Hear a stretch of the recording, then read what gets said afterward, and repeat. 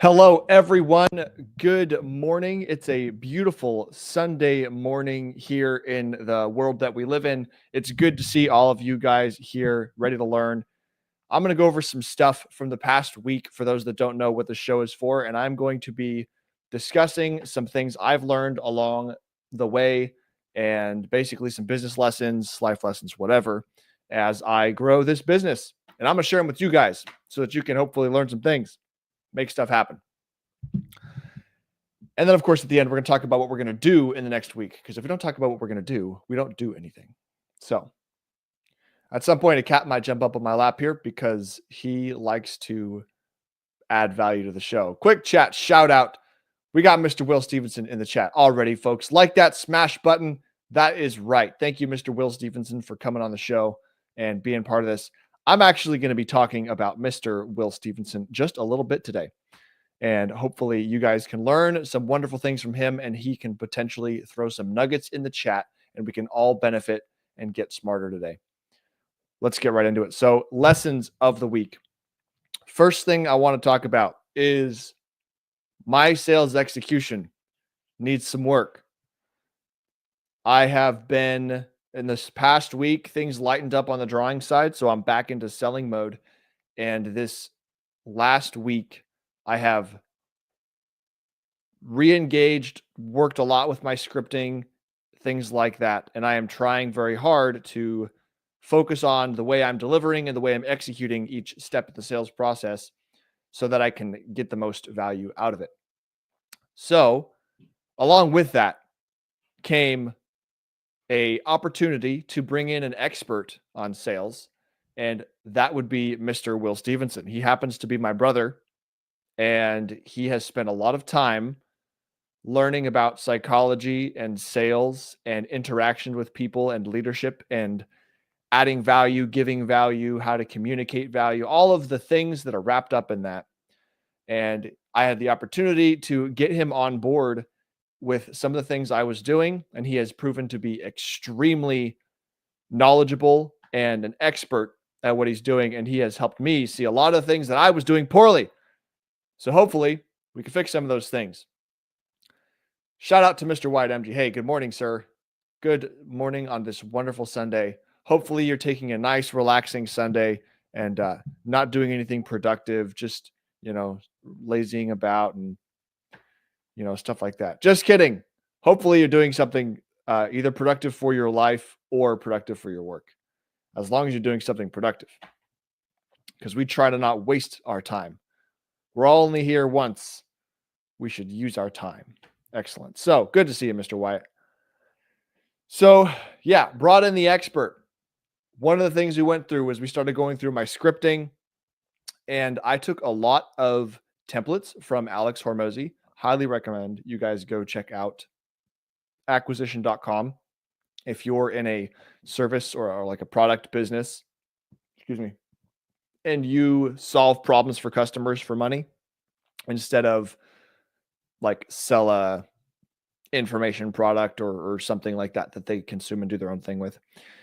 There's a lot of stuff online there about just like free templates, coaching, there's an amazing amount of stuff. So I highly recommend, if you are in business, go to acquisition.com and just start consuming the free stuff they've got. Read the books, watch the videos, use the templates, and I am using his templates for outbound. So anyway, that's where I started. And I tweaked it to fit the industry and the way I was calling and the kinds of things that I had said. But there were a lot of things that Mr. Will came in on that were things he thought of that could be improved, like very minuscule things. And one of the things that's like really great about this guy is that he's not only has the sales things, but the spell casting, it's the whole part. It's the systemization of the process as well. There have just been a lot of wonderful things that we're going over. So I'll give you just a quick example here. The email outbound. So like outbound strategy is a mix of email, phone, and text. When we call, we say words, have to control our tone, deliver them in the way that's useful, deliver them the way that communicates the right thing, gets the right message to their ears so that we can know what they need or want or whatever. On the texts, we're recording a video. All right. So we're not just sending a text. The first video text, the first text we send is a video. And we try to have the environment be something that, like, I basically have this rapid designs thing, a light behind me, and I've got the models on the wall because the whole point of the outbound is to give somebody a model to get them interested or to get them in the funnel, to make them figure out, oh, there's actually this designer who does this really great, consistent product all the time, and they're fast and reliable and all those things, but they're not going to care about any of those things unless they find out about us or get interested. So we're just trying to solve a problem for them, give them something cool. And so it's all about these little models. So the text video we send is an invitation to, hey, I'll make you one of these things for free.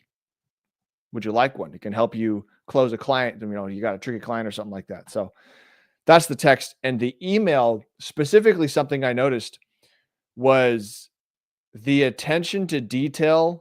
When of course I have my email script, it's very simple. It's very short. You know, here's a picture, make it very obvious what's happening.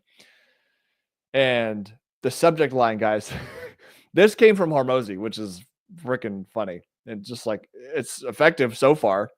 The subject line is, I'm watching you, smiley face. And every time we type that out, we're just like sending out cold emails. It makes you chuckle because it's like, this is absurd that somebody should be sending an email with this as a subject line, but it gets people to open the email, which is like the whole point of the hook.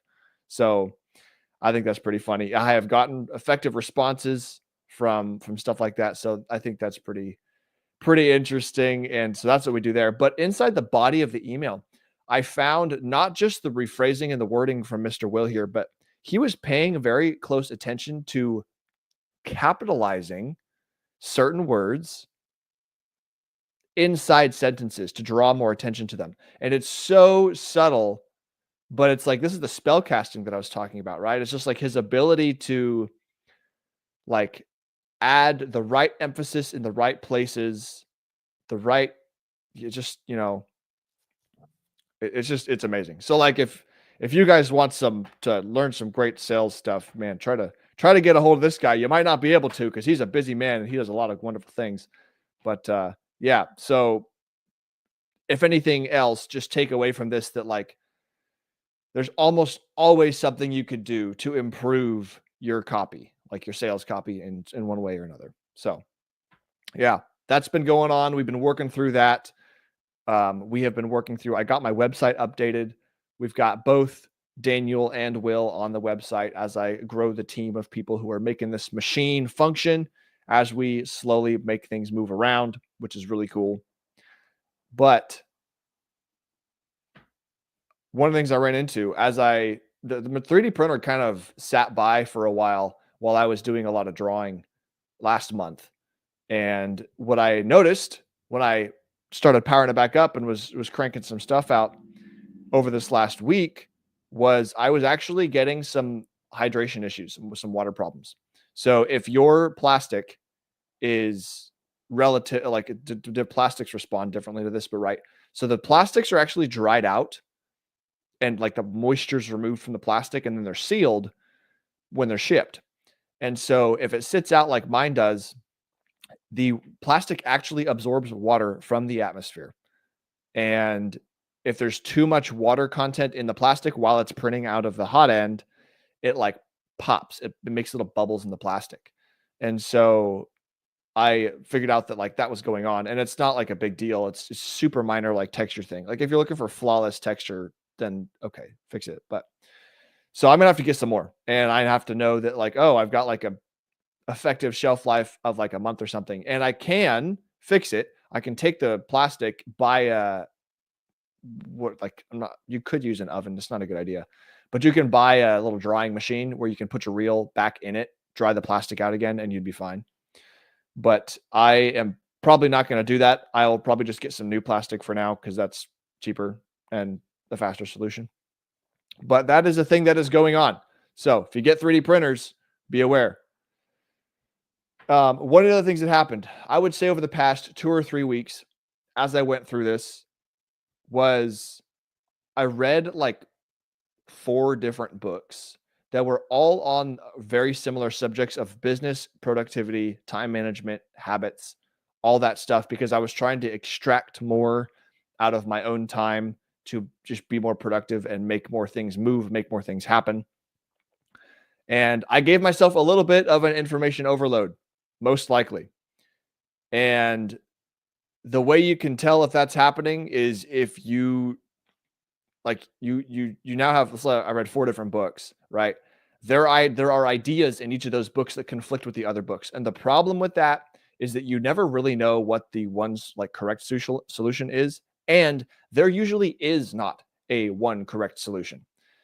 The best thing you can do is to read one book and then implement as much as you can out of the one book. Do as much action as possible that they recommend in the book. Excuse me. And very likely you're going to get improvements in a bunch of different categories and you're going to solve a bunch of problems. And then at some point, you're going to internalize those things and you're just gonna, like, it's going to sort of permanently be fixed. However, when you get to that point, you can consider moving into a different book for a different reason or whatever. That is a thing that I wanted to bring up. And I've got 2 conflicting points of view on like why I was doing the book thing. And the first is that when I'm cooking, driving, cleaning, whatever, not doing something that needs my brain, I have an audiobook playing. And so if I need an audiobook playing, I got to think about what book. And so I was just like going through my wish list and I just like found those. But something I'm going to avoid doing is I'm going to specifically avoid doing business audiobooks because I'm going to work mostly with the Atomic Habits book. I'm going to go back into that one again, try to flesh that one out a little bit more and get more value out of that one. And I'm going to still consume audiobooks because the audiobook problem is more related to I want to be an interesting person with lots of context and lots of different things. And I want to use all of my time as productively as possible. So I'm going to continue the audiobook thing, but I'm just going to be careful what categories I'm reading and consuming so that it's not interfering with the business side. So it's like a social side versus business side. I don't want to mix them up. So that is a thing that I'm going to do. I'm going to work through Atomic Habits again and no other business audiobooks. So those are kind of the things that came to mind. It's been sort of a chill week. I've been, man, since I've got my my rollerblades down here in Texas, I have been having a very positively balanced life in terms of like just, you know, physically going out, doing things that are exciting, challenging, a little bit of exercise, that kind of thing. So I've been like very well balanced in terms of not emotional state, but like all of the things that come together that make a person's life awesome, I think. Dare I say meaningful. All right, let's address the chats here. What do we got? We got Mr. Will Stevenson. I learned almost everything by watching like 20 minutes of targeted copywriting videos.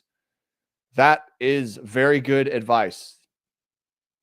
Is targeted a particular creator, or is that just a other thing? Mr. Wyatt MG.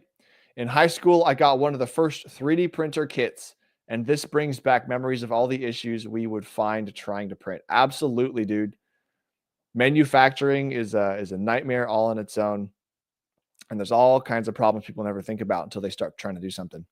Those 3D printer problems sound like they're worth the cool products you can make for sure. That is absolutely true.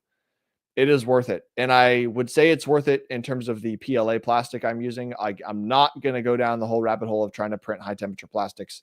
Been there, done that. That's not an appropriate thing to fix at this time. The weather cooled down. And so I am going to ship all of the models. And it's just been fine. I have not had any warping problems. So we'll deal with that next summer. Otherwise, we got another comment here. Mr. Will Stevenson, style / leverage, not a creator. I don't know what that means. Style slash leverage, not a creator. Yeah, I don't know how to read that. But thanks for the comment. Style slash leverage, not a creator. Yeah. Huh. I don't know. He'll probably clarify it, hopefully. For the word targeted earlier. Oh, okay. Got it. Sort of. Actually, I'm lying. I don't got it. I don't know what you mean. Hopefully somebody else does though. Uh, but okay, folks. So, actions of the coming week. What is going to happen? We're going to sell. We're going to sell more. We're going to sell more better. We're going to sell better. And I would like to target at least 500 leads of the list. I've got like 900-ish currently in my batch in Texas. I want to get 500 leads out of that, move them through the system, either between Will, my wonderful sales processing junkie is the wrong word, expert, and myself. We're going to crank through those and see how many we can get through. Our process is a little bit slower now. I can't just do 100 leads in like 4 hours because we're doing much more engaged follow-ups and stuff like that. And every person technically has like 8 days they could get contacted. So it is more work, but you just got to go through it because it's just like there's just a wall of work in between you where you are now and the place you want to be. So you just got to push through the wall of work. All right. I'm going to be drawing whatever comes up. I will take care of people, draw them things. I will make them models. I will make things happen and solve people's problems as they need them solved. That is what pays the bills, folks. And if you're ever like curious about just the root of creating a great core business and not worrying if you're going to suck or if you're good enough, just continue solving people's problems at the highest possible leverage you can. And you pretty much can't go wrong. So we're going to do that. We got the Tuesday hangout call. We do that at 7:30 p.m. Central. I usually post the link in the Telegram. You can get to the Telegram from my website, which is linked in the description of this video, or at least it should be. And we got the Frame It Fridays.